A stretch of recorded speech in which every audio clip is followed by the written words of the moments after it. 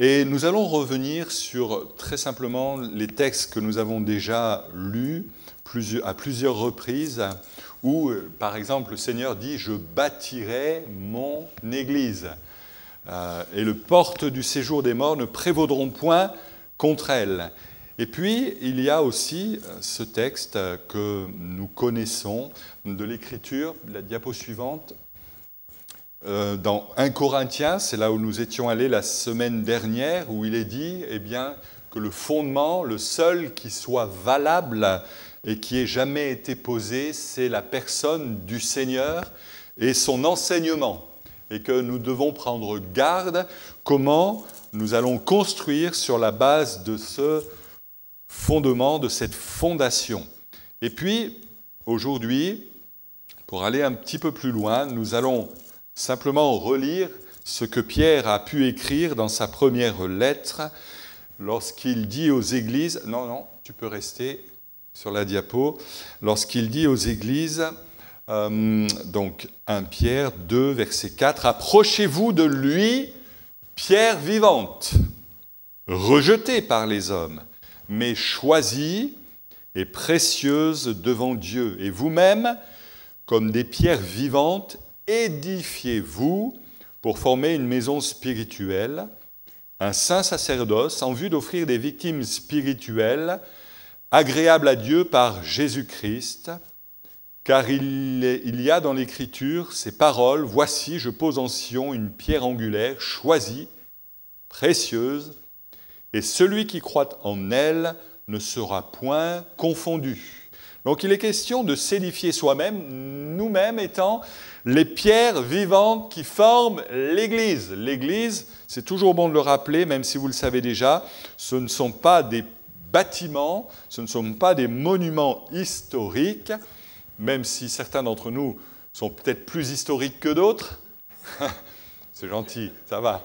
Mais c'est nous qui sommes les pierres vivantes. Amen. C'est nous qui formons l'Église. Nous n'allons pas à l'Église, frères et sœurs, mais nous sommes l'Église. Et nous nous rendons dans ce lieu qui nous réunit à l'occasion. Que Dieu nous fasse la grâce de bien le saisir. Et puis, nous allons aller maintenant dans l'Ancien Testament, véritablement pour une lecture qui va nous intéresser de très près ce matin, et qui concerne la construction du temple, du temps de Salomon. Je ne sais pas vous, mais moi je suis toujours étonné de constater que concernant la construction du temple, il y a non pas un chapitre, mais 2 et même 3, puisqu'il y a à un moment donné un chapitre complet pour la dédicace du temple. Donc, je pense que si Dieu a souhaité qu'il y ait autant de références sur le temple de Salomon, c'est qu'il y a quelque chose à en retirer pour nous. Et on va aller dans 1 Roi, chapitre 6, verset 1er. Et nous lisons ceci, « Ce fut la 480e année après la sortie des Israélites du pays d'Égypte, la 4e année du règne de Salomon sur Israël, au mois de Ziv, qui est le second mois, que Salomon bâtit la maison pour l'Éternel. La maison que le roi Salomon bâtit à l'Éternel avait 60 coudées de longueur, 20 de largeur et 30 coudées de hauteur. » Si vous lisez, entre parenthèses, dans l'Exode, les dimensions du tabernacle, vous apercevez que le temple de Salomon avait les dimensions exactement 2 fois supérieures à celles du tabernacle. C'est exactement 2 fois plus important et volumineux que le tabernacle du désert. Le vestibule à l'avant du temple de la maison avait 20 coudées de longueur, correspondant à la largeur de la maison, 10 coudées de profondeur sur la façade de la maison. Il fit à la maison des fenêtres à claire-voie grillagées. Il bâtit contre le mur de la maison des étages périphériques qui entouraient les murs de la maison, temple et sanctuaire. Il fit des chambres latérales tout autour. L'étage inférieur était large de 5 coudées, celui du milieu large de 6 coudées, et le troisième de 7 coudées. En effet, il avait aménagé des retraits à la maison, tout autour, à l'extérieur, afin que la charpente ne prenne pas dans les murs de la maison. Je ne sais pas si vous arrivez à visualiser, c'est un peu compliqué. Mais on va surtout aller au verset 7 ce matin. « Lorsqu'on bâtit la maison, on se servit de pierres toutes taillées. » Ni marteau, ni hache, ni aucun outil de fer ne fut entendu dans la maison pendant qu'on la bâtissait. Et c'est ce verset particulièrement qui m'a interpellé. Non pas que je ne l'avais pas déjà lu, évidemment, mais là, quelque chose m'est apparu plus précisément. Et c'est quand même extraordinaire. Je ne sais pas comment vous aviez imaginé dans votre esprit, quand on lit, parfois on se figure les choses, mais moi je voyais un petit peu le chantier où eh bien, celui qui est un petit peu à la baguette, c'est pas Salomon, hein, mais celui qui est à la baguette, eh bien, est en train de dire peut-être, tiens, Jochebed, envoie le bulldozer là, fais-moi une tranchée par ici. Et puis, toi là, Yoram, viens et mets-moi un coup de marteau-piqueur là, parce que c'est trop résistant. Et puis, d'avoir un casque sur les oreilles, vous savez, ces casques anti-bruit, bien rouge fluo, sur les oreilles, parce qu'il y a un vacarme extraordinaire. Moi, je m'étais imaginé cela, un chantier de telle ampleur, avec de tels moyens humains et matériels. Je vois les bulldozers, je vois le marteau-piqueur ici, je vois les coups de pioche par là, et un vacarme et de la poussière, et rien de tout ça. Rien de tout ça. Il est dit que dans ce chantier-là, ni marteau, ni hache, ni aucun outil de fer ne fut entendu pendant la construction de la maison. Et ce n'est pas une petite maison que Salomon a construite pour son roi, pour son Seigneur. Vous savez, première chose, avant de penser à lui-même, Salomon a œuvré pour son Seigneur. Plus tard, Salomon va se construire une maison, mais ça vient après. Ça vient en second. La primeur est pour le Seigneur. Dans le cœur de Salomon, il y a un désir, c'est de dire, nous avons transporté ce tabernacle dans le désert parce que c'était une nécessité au fil de notre pérégrination, mais là maintenant on est établi dans le pays que Dieu a promis de nous accorder. Nous allons construire un temple pour l'Éternel et c'est ce qui doit devenir en priorité. En priorité. C'est le principe des dîmes. Oui, la primeur au Seigneur, la dîme de nos revenus. Mais pas seulement la dîme de nos revenus, frères et sœurs, la dîme de notre temps. On pourrait parler de la dîme de notre amour, de la dîme de notre capital santé. Pour toi, Seigneur, en primeur, en premier. Je veux t'accorder la première place. Je ne veux pas que tu sois la 5e roue du carrosse, ni même la 4e ou la 3e, mais je veux que tu sois le premier, Seigneur. Et Jean de dire dans sa prophétie de l'Apocalypse, de la bouche de l'Éternel, de la bouche du Seigneur, ce que j'ai contre toi, c'est que tu as perdu la flamme de ton premier amour. Littéralement, tu as perdu l'amour qui faisait que j'étais le premier dans ton cœur. Et je crois que c'est important, de temps à autre, à faire le bilan et à se placer devant Dieu en disant, est-ce que Seigneur, tu es toujours celui qui a les rênes de ma vie, véritablement? Est-ce que je suis capable de te donner la dîme, pas simplement en termes de revenus, mais la dîme, je le répète, du temps, la dîme de l'amour, la dîme de ma consécration, toute ma vie, pour toi, Seigneur. Il n'y a pas de place au hasard également dans le fait que le Seigneur construise son Église comme Salomon ne va pas s'improviser architecte de ce temple du jour au lendemain. Le chantier a été pensé, il a été organisé, il a été étudié. Et cela doit nous faire comprendre que l'œuvre de Dieu ne peut pas se faire à la sauvette, ne peut pas se faire à l'instinct, au feeling, seulement comme cela, parce qu'une idée nous traverse la tête. Mais il y a des préparatifs qui sont mis en place. Nous allons avoir une réunion de préparation pour un événement et c'est important de réaliser qu'on ne peut pas arriver le jour J d'un événement en se disant « qu'est-ce qu'on va faire maintenant ?» comme cela. Si les jeunes se préparent au DNJ, ce n'est pas depuis hier matin, mais ça fait des mois qu'ils sont à l'étude de comment ils vont s'organiser. Et je crois personnellement en la vertu du travail. On voudrait, parce qu'on est dans cette réalité de l'Église et donc de l'action divine, du surnaturel de Dieu, on voudrait que tout soit surnaturel, peut-être parfois pour qu'on évite à avoir à se retrousser les manches et à mettre les mains dans le cambouis. Mais je crois en la vertu du travail. Paul dit, c'est ce à quoi je travaille. Paul dira également, j'ai travaillé plus que tous, non pas pour se mettre en avant, mais pour mettre en évidence ce principe que si tu ne travailles pas à l'œuvre de Dieu, tu n'auras pas de résultats et de fruits. Et Paul de dire dans sa lettre aux Corinthiens que tout travail dans le Seigneur n'est jamais vain. Alors oui, il faut répéter. On a vu le résultat et le fruit de répétition. On a vu le fruit et le résultat d'un travail qui, honore Dieu. Mais les musiciens, il faut savoir, étaient là hier soir et jusqu'à tard parce qu'ils répètent. Ça ne se fait pas comme cela. Les monitrices hier ont été en formation pour apprendre à faire chanter les enfants parce que ça ne s'improvise pas. Il y a un apprentissage et les moniteurs et les monitrices se sont dégagés du temps hier expressément pour suivre cette formation. Et je crois que c'est important que nous réalisions que sans travail, il n'y a pas de fruit véritable. Et puis, donc, ce texte particulier où il est dit, lorsqu'on bâtit la maison, on se servit de pierres toutes taillées.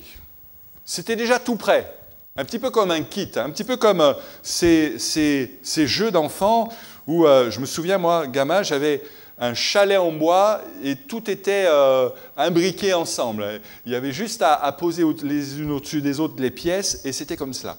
Les temples grecs, les constructions, le temple de Salomon et d'autres choses, ce sont ni plus ni moins des puzzles où on pose des pièces aux bonnes places et au bon endroit. Mais ça me fait penser à ce texte où il est dit dans Éphésiens, chapitre 2, il est dit ceci, je vais vous le lire. « Vous avez été édifiés sur le fondement des apôtres et des prophètes, chapitre 2, verset 20, Jésus-Christ étant lui-même la pierre de l'angle. En lui, tout l'édifice, notez bien coordonné, s'élève pour être un temple saint dans le Seigneur. Nous sommes appelés à être un édifice bien coordonné. Plus loin, dans le même épître, Paul dit aux Éphésiens que nous sommes un corps ordonné et cohérent. Il n'y a pas de place au hasard. Il n'y a pas de place pour, une sorte d'incohérence. Mais nous sommes appelés à former un corps uni, un édifice bien coordonné. Et on comprend finalement pourquoi, du temps de Salomon, la construction du temple était relativement paisible et silencieuse. Parce que les pierres arrivaient déjà taillées, déjà aux mensurations précises pour être plus qu'imbriquées à la place qui leur était réservée. Je crois qu'il y a une place pour chaque pierre vivante dans le corps de Christ. Personne ne peut dire que je n'ai pas de place. Si tu n'as pas encore trouvé cette place, Dieu va certainement t'aider, te conduire, te diriger pour que tu la découvres. Mais il y a nécessairement un endroit précis où tu as ta place. Il n'y avait pas dans le temple de Salomon un endroit où il y avait un creux, un vide. Ce n'était pas une fenêtre, c'est simplement une pierre, on ne savait pas laquelle était-ce, on ne sait pas ce qu'elle faisait là, et donc on a laissé un vide. Non! Le mur était plein de pierres qui étaient ajustées les unes aux autres. Il n'y avait pas de manque, il n'y avait pas de trou. Ce n'était pas un gruyère, le temple de Salomon. C'était véritablement une construction pleine, totale. Et parfois, on a des idées systématiques, un peu comme cela, schématiques, où on se dit, une église bruyante, c'est nécessairement une église réveillée. Mais ce n'est pas toujours le cas. Et à l'inverse, une église silencieuse, c'est une église endormie. Ce n'est pas toujours le cas non plus. Ce n'est pas vrai, forcément. On peut être dans une certaine forme j'allais dire, de silence, mais en étant tout au travail. Et en étant très efficace. Je connais l'église de Lyon, je rends témoignage à cette église. Ce n'est pas une église bruyante, dans le sens que chacun sait ce qu'il a à faire. Et quand on sait ce qu'on a à faire, on n'a pas besoin de piailler, on le fait. Mais quelle efficacité! Je peux vous dire que c'est redoutable. C'est vraiment redoutable. Observez une fourmilière, si vous avez l'occasion. Alors, je peux vous donner une adresse pour aller observer une fourmilière. Mais si vous n'avez pas de fourmilière, mais sinon, allez voir. Est-ce que les fourmis font du bruit? Est-ce qu'elles travaillent? Quel travail et quelle organisation! Vous savez, moi, je crois qu'il y a des gens qui ne font pas forcément beaucoup de bruit, mais qui peuvent être éminemment précieux à l'œuvre de Dieu. Je pense à un Tychik dans Éphésiens 6, versets 21-22, vous pourrez lire, Paul rend témoignage de ce garçon, et il dit, mais cet homme, c'est vraiment un homme efficace, il a vraiment été utile, pour que vous sachiez, vous aussi, ce qui me concerne et ce que je fais, Tychik, le frère bien-aimé, fidèle, serviteur du Seigneur, vous mettra au courant de tout. Et vous savez, au fond, quand le Seigneur nous accueillera dans sa gloire, il n'aura que 2 mots à nous dire. Vous le savez, c'est écrit.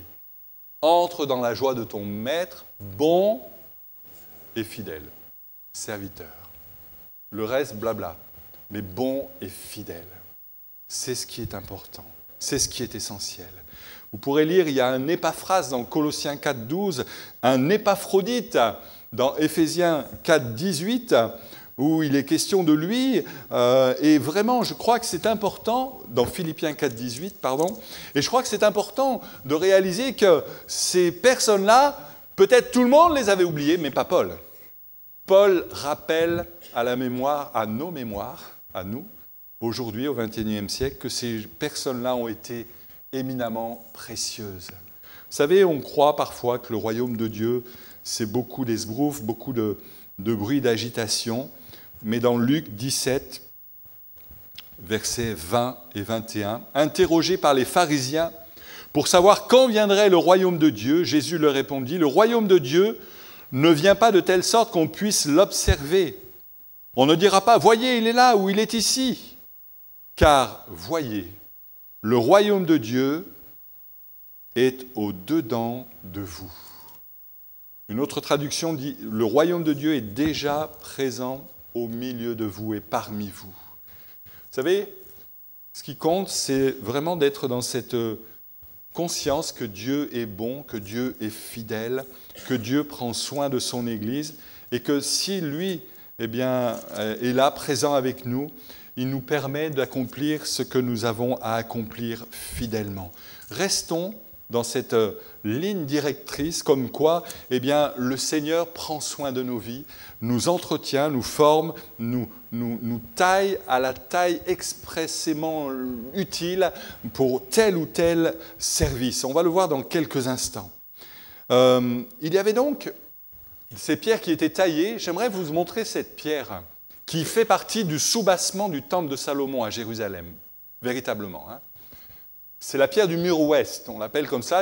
Certains vont peut-être aller à Jérusalem bientôt. Ils pourront voir, près de l'arc Wilson, une pierre qui fait 13,60 mètres de longueur, 3 mètres de haut. Vous voyez la guide? Fait petit, hein? Par rapport à la taille. 4 mètres de profondeur estimée, puisqu'on ne peut pas véritablement le savoir. Le poids estimé de la pierre, c'est 520 tonnes.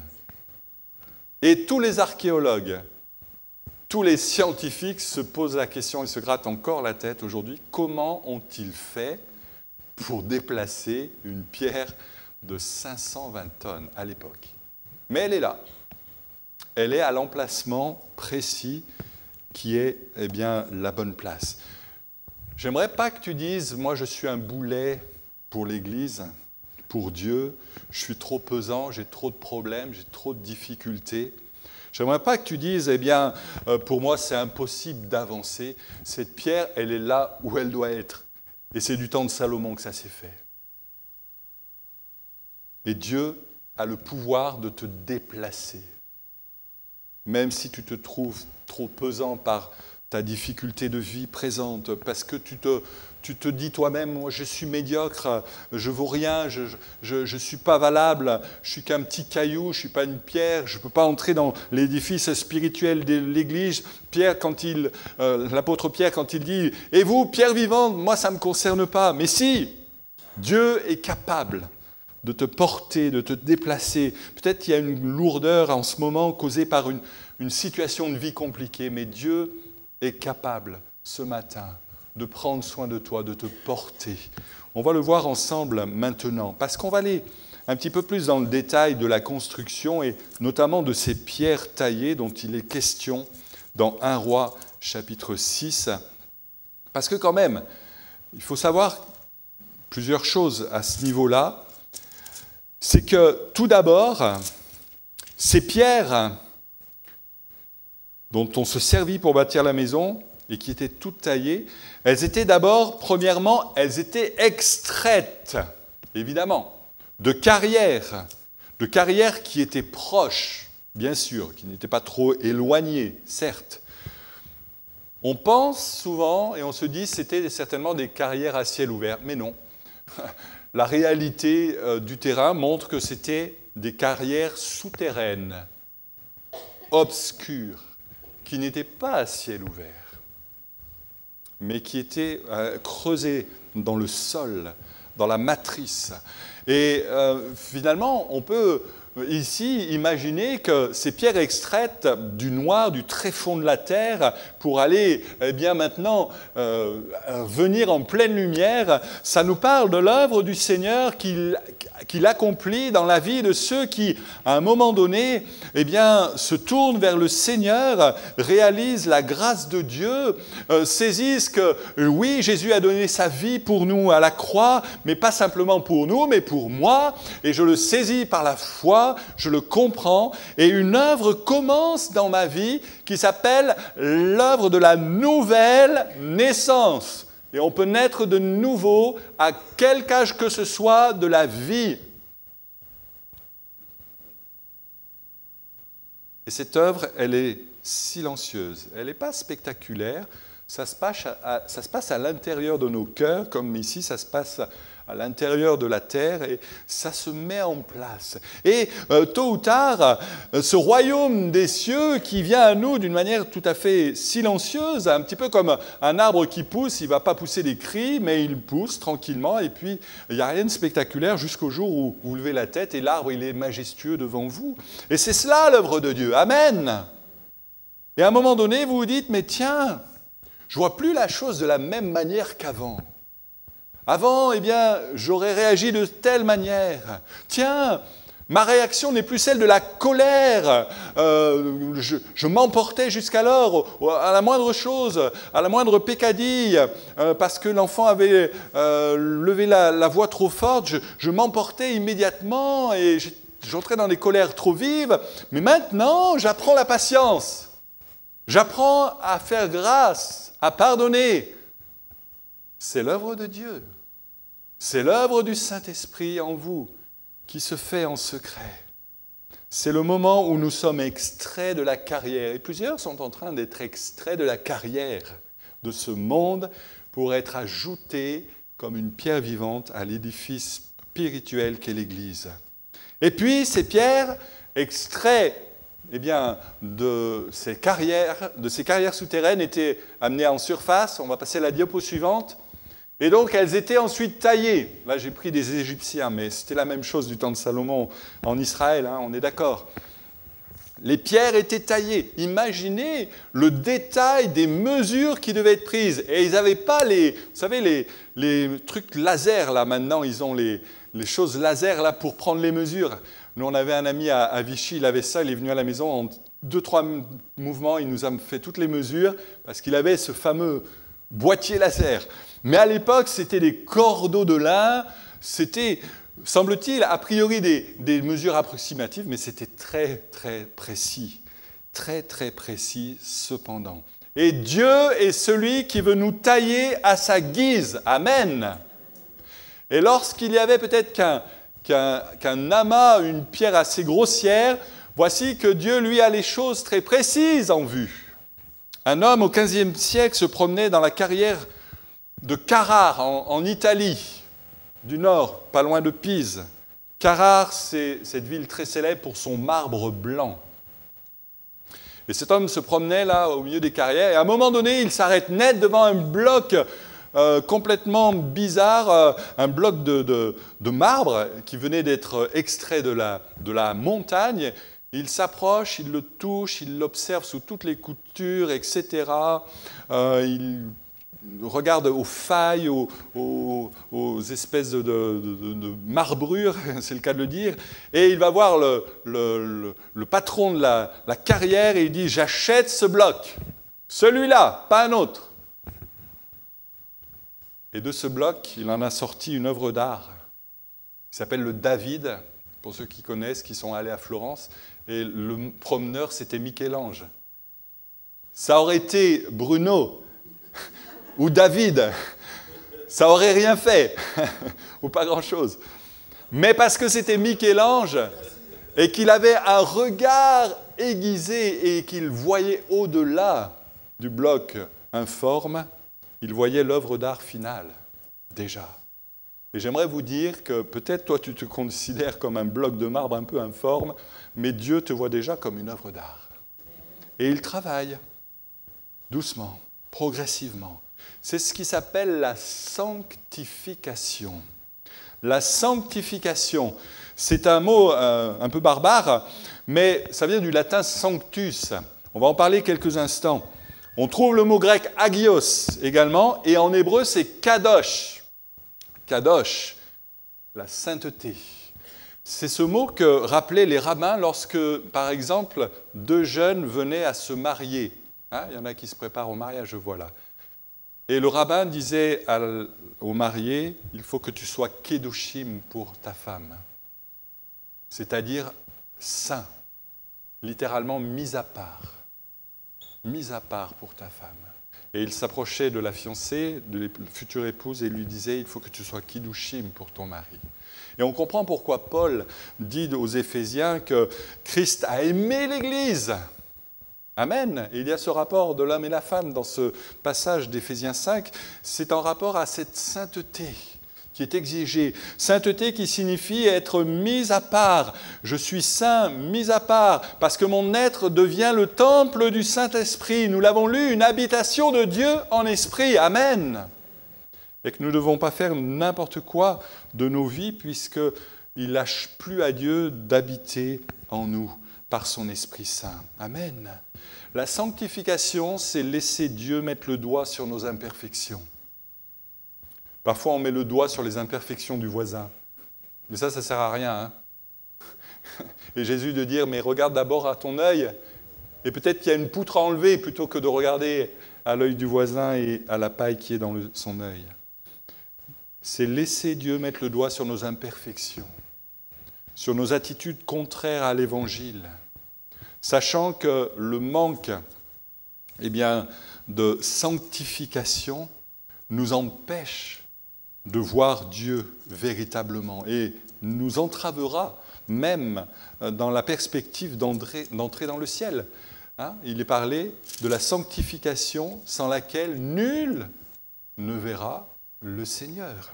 Et vous connaissez ce passage dans Josué, chapitre 7, verset 13, il est dit « Lève-toi, sanctifie le peuple, Kadosh, sanctifiez-vous pour demain, car l'Éternel parle ainsi, le Dieu d'Israël.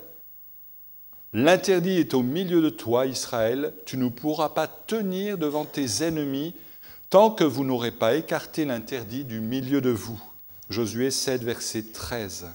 Autrement dit, la nécessité de la sanctification, elle est réelle, parce que sinon, s'il n'y a pas cette sanctification et si nous laissons quelque interdit que ce soit dans nos vies et dans nos cœurs prendre place et se cultiver en nous, eh bien, nos ennemis auront le dessus.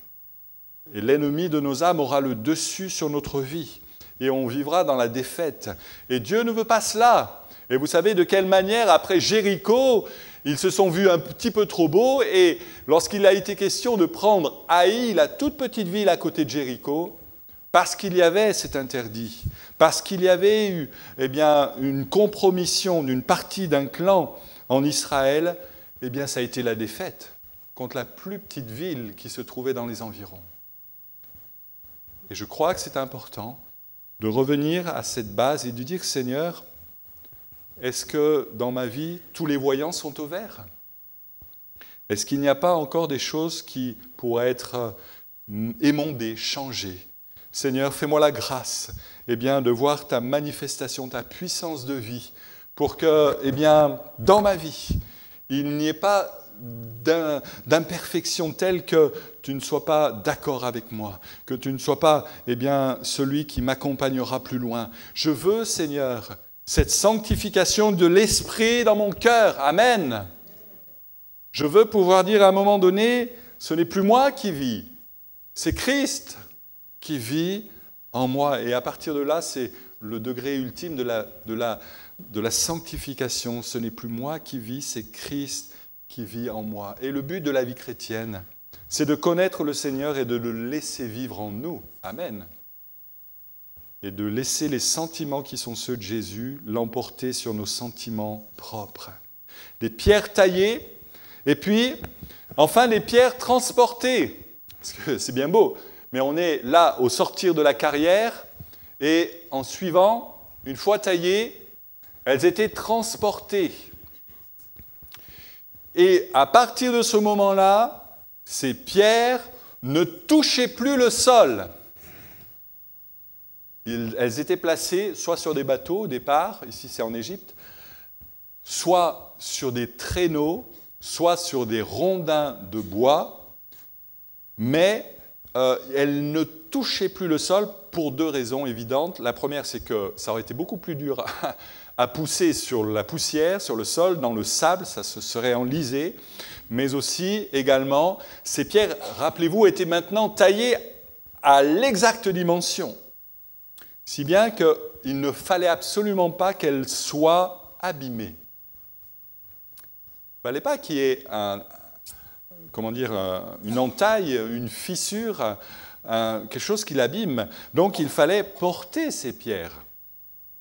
Et je bénis Dieu de ce que, si Dieu nous a attirés à lui dans son amour, si Dieu change nos vies par l'action du Saint-Esprit et la sanctification, également, Dieu n'est pas celui qui veut nous traîner derrière lui, comme on traînerait un boulet. Dieu n'est pas comme cela. Dieu ne souhaite pas nous traîner derrière lui. Mais je crois que notre Dieu est un Dieu de grâce. Amen. Qui reprend certainement, s'il y a besoin dans nos vies, ce qui a besoin d'être repris, mais qui est aussi un Dieu de grâce qui souhaite nous porter avec beaucoup d'attention, avec beaucoup de précaution. Il souhaite que nous avancions non pas par à-coups, brutalement, mais quand les pierres étaient ainsi acheminées, c'était d'une manière certes lente, mais régulière. Parfois, il y a des chrétiens qui font des bonds dans la foi, il y a comme un à-coup. On les voit tout feu, tout flamme, mais aussitôt après, il y a comme un blocage, il y a comme un arrêt. Il y a comme quelque chose qui s'enlise. Je crois ce matin que Dieu est celui qui veut nous porter et nous faire avancer d'une manière tout à fait régulière. Et peut-être ce matin, as-tu subi déjà des chocs. Tu as été une pierre malmenée. Peut-être que tu as versé sur le côté et ça a donné des éclats sur ton cœur. Peut-être que tu as eu un parcours pénible, poussiéreux. Je crois que ce matin, Dieu est capable et veut te dire, je veux te porter. Je veux te porter. Comme ces pierres étaient portées. C'est la restauration. C'est le fait de trouver le repos et la guérison dans le Seigneur. Je veux te faire asseoir avec moi dans les lieux célestes. Je veux te porter un petit peu à l'image de ce songe qu'a eu un jour cette femme. Vous connaissez cette anecdote certainement, où elle était dans la plus sombre des dépressions, des déprimes. Elle était dans le désarroi le plus total. Et là, elle a eu un songe une nuit. Elle se voyait sur la plage et marchait pieds nus, et elle avait son Seigneur à côté d'elle, son Seigneur qui veillait sur elle. Et à un moment donné, au plus noir de cette déprime et dans son rêve, eh bien, elle n'a plus vu que ses propres, semble-t-il, ses propres empreintes de pas dans le sable. Et elle questionne le Seigneur en disant « Seigneur, alors que c'était là que j'avais besoin de toi, alors que c'était à ce moment précis que j'aurais souhaité que tu me soutiennes, que tu me portes, là, je ne vois plus qu'une trace. » Et le Seigneur de lui répondre dans sa miséricorde « Mais si tu vois une trace, dis-toi bien que ce ne sont pas tes traces, mais ce sont mes traces de pas. Et je te porte dans mes bras en ce moment. Je te porte dans mes bras. Et c'est moi qui te porte. » Et ce matin, eh bien, le Seigneur voudrait peut-être, à l'attention de plusieurs, eh bien, dire peut-être ton voyage entre la carrière de ce monde où tu as été sauvé, extirpé jusqu'à eh bien, l'achèvement, trouver ta place dans le corps de Christ. Peut-être ce voyage est-il chaotique, peut-être est-il difficile, mais voici, je suis l'Éternel qui te soutient, je veux te porter. Il me protégera dans son tabernacle au jour du malheur, il me cachera sous l'abri de sa tente, il me portera sur le rocher. Amen. Voilà ce que dit l'Écriture pour toi ce matin également. Et puis, enfin, ces pierres étaient édifiées. Vous avez vu la manière dont les tailleurs de pierre du passé étaient capables au millimètre d'ajuster ainsi des pierres. C'est extraordinaire de voir cela. Et je crois que ce matin, eh bien, Dieu veut de la même manière continuer à permettre à l'Église de s'édifier. Jésus bâtit son Église. Et ça ne se fera pas sans toi, parce que tu es une pierre de cet édifice.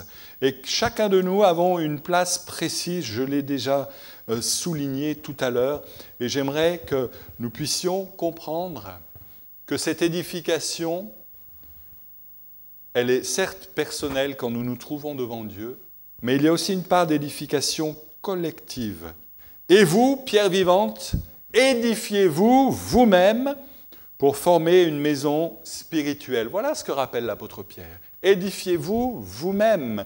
Nous ne pouvons pas, nous les pasteurs, les prédicateurs, pourvoir à tous les besoins, à tous les moments et à tous les instants, parce que nous ne sommes pas Dieu. Nous faisons le maximum, je peux vous l'assurer.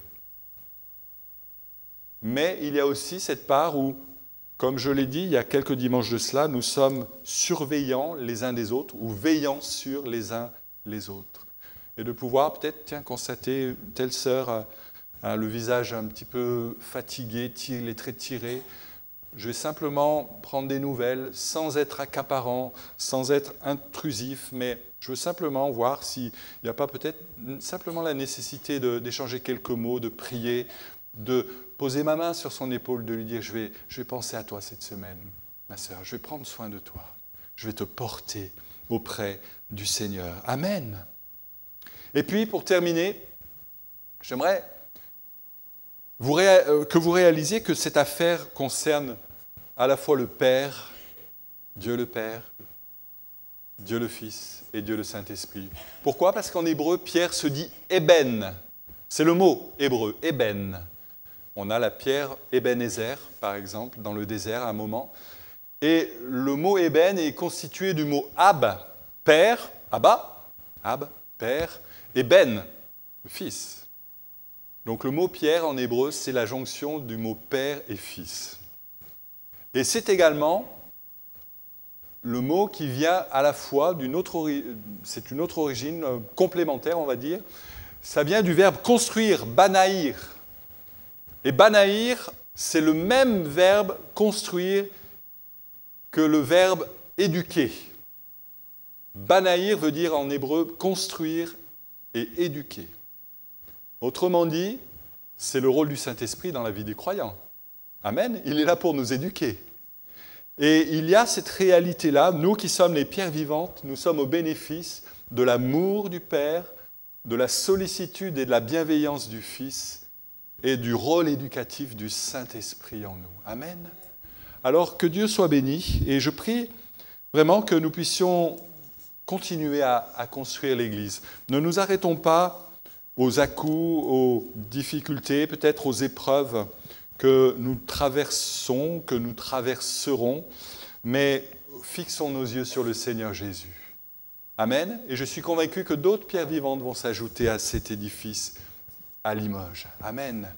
Seigneur, on veut te remercier pour ta parole. Merci Seigneur, parce que c'est vrai que dans ce chantier, il n'y a pas eu à un moment donné précis le bruit de ces marteaux, de ces instruments de fer, parce que tout avait été déjà préalablement prévu.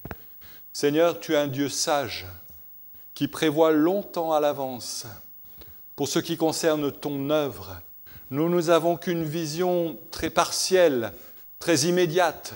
Mais toi, Seigneur, tu as cette vue d'ensemble du passé, du présent et de l'avenir. Et Seigneur, ce qui rassure mon cœur, c'est de savoir que non seulement tu nous as extraits de la carrière de ce monde, mais tu nous tailles aux bonnes dimensions. Et ta parole est là pour œuvrer en nous et nous permettre de vivre cette sanctification de nos vies. Merci Seigneur, parce qu'également tu transportes les pierres vivantes que nous sommes, lorsque nous sommes fatigués, lorsque nous ployons sous le fardeau de la maladie, de l'épreuve, nous ne nous raclons pas sur le sol, mais nous tournons nos regards vers toi et tu nous portes dans tes bras d'amour. Je veux te prier ce matin, particulièrement pour ceux qui, justement, sont dans cette situation où ils ont besoin de cette restauration, de littéralement se sentir comme portés par le Seigneur.